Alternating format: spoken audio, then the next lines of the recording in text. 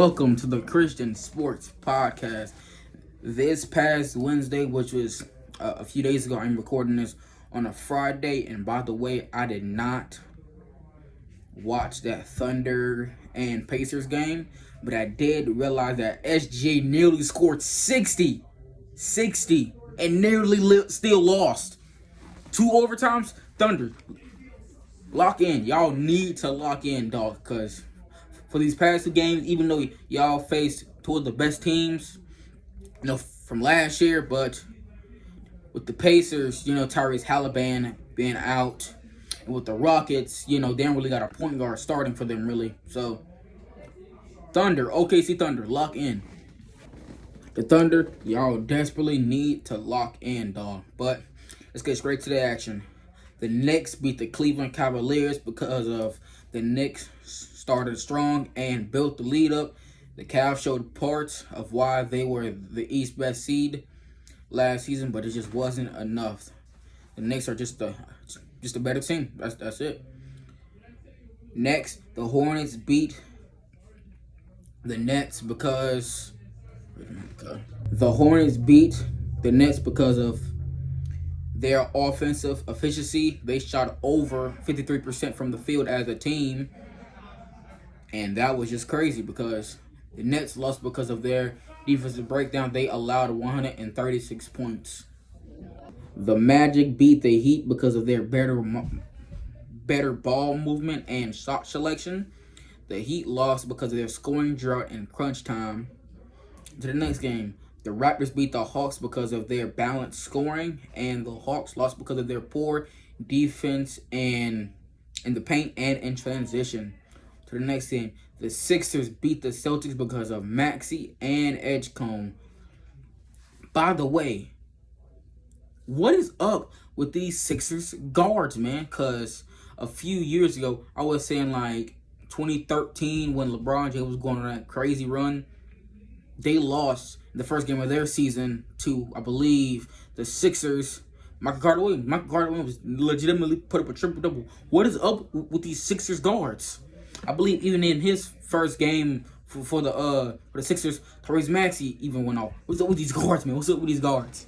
These guards need to be studied in like their first game for the team. But yes, Tyrese Maxey and Edgecombe carried the offense. And the reason the Celtics lost was because of their poor 3-point shooting. Apparently, they need Jason Tatum back, and they need Kristaps Porzingis. And don't forget about Jrue Holiday, even though in them last few playoff games, Jrue Holiday was not up to standard.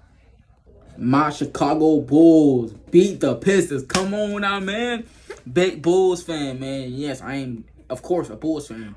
I love Michael Jordan. That is my GOAT right there, man. I don't really care what y'all say. It's not really glitz because it's the GOAT of all time. 6 rings. But let me stop with the hot takes. But yes, the Bulls beat the Pistons because of their early dominance by leading by as much as 23 points. The Pistons lost because of their, slow start. The Grizzlies beat the Pelicans because of their third quarter surge. The Pels lost because of their turnovers at critical moments. The Bucks beat the Wizards because of their dominant start. The Wizards lost because of their slow start. Many of these teams won because of their dominant start, and many of the other teams who lost because of also, their slow start. So basically, I would say keep it a little bit balanced. Keep it balanced because sometimes, some teams is going to go completely hard on offense. Completely hard in like the first 2 quarters, but then completely start to fumble towards like the 3rd and 4th quarter because they be tired. So, yeah. On to the next game. The Wizards lose to the Bucks because the Bucks had a dominant start, and the Wizards lost because of their slow start. The Jazz beat the Clippers because of their dominant start. The Clippers lost because of their slow start. Once again, another dominant and slow start. But I just need to keep it balanced. Teams just need to learn how to just play, kind of, I would say, don't really have a slow start like the first 2 quarters, but keep it, let's just say, just don't go completely hard like the first 2 quarters because eventually, you're like top 5 guys. They're going to get tired if you completely just straight up tire them out in like the first 2 quarters. I get build up a lead, to kind of do that. But like the third and fourth quarter, like 10 minutes left, that's why most of these leads start just completely drop down, because the starters are out and the defense is not really, and their second team, like the 6th, 7th, 8th, 9th, and 10th man is not really good at like the starters. So I would say don't really, tire out like your first team guys. I would say get them to like 80% once you build up the lead. Take the guys out, put in the rookies, get them some play time. But yeah, man, just don't really go completely all gas but no brakes. Yeah, man, just don't go all hard like the first couple of quarters. I would say start to go hard once it gets like the third quarter, because I'm telling you, the other team, it's like some team just go completely hard, but then completely start to fall apart. So yeah,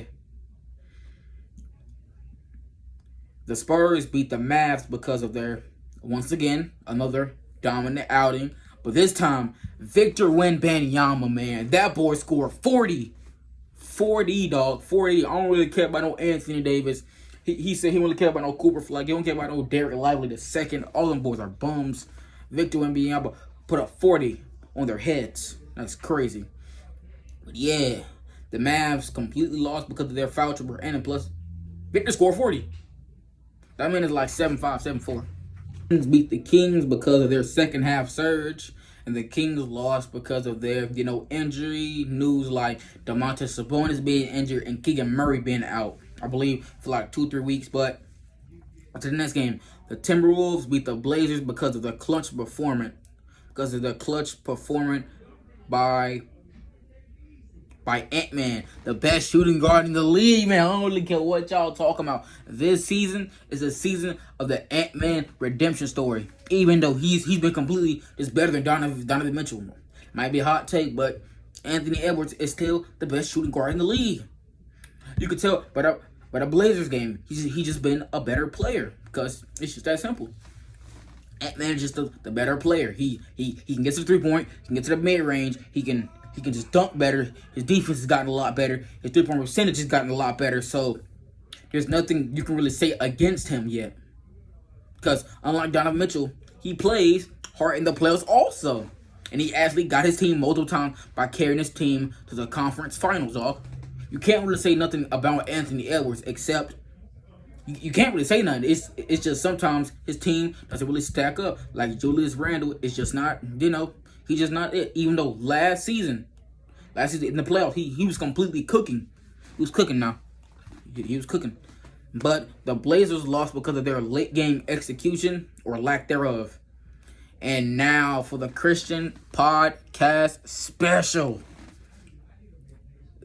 And I am going to start doing this by, today. Going all the way on into the end of the NBA Finals. But we'll start doing a Player of the Week. And this week's Player of the Week, by the way, this is Friday, October, I believe, 22nd. October 22nd. The first ever Christian sports podcast for the NBA season. Player of the Week is Victor Wembanyama, man. That man had 40 points, 15 rebounds, and 4 blocks. Crazy. Ain't nobody is putting up 40, 15, and 4. Unless your name is Giannis. And I don't really care what y'all say. Jokic, he's not putting up 4 blocks. He's not putting up 4 blocks. So I don't really care what y'all say. Jokic, don't get me wrong. He's like one of the top 3 players in the whole entire league. But trust me, his defense is crazy. And this has been a great week. See y'all Monday. And for the Christians Podcast news, I will start doing this by Monday. Mondays will be exclusively NFL. Wednesdays, I'm gonna start doing strictly on Wednesdays, talking about stuff that's happening in the WWE and sometimes in the AEW. And then Fridays will be, basketball, like NBA, college sometimes. I don't really like college that much. I don't really watch college. And I am Moses, representing the Christian Sports Podcast. We out.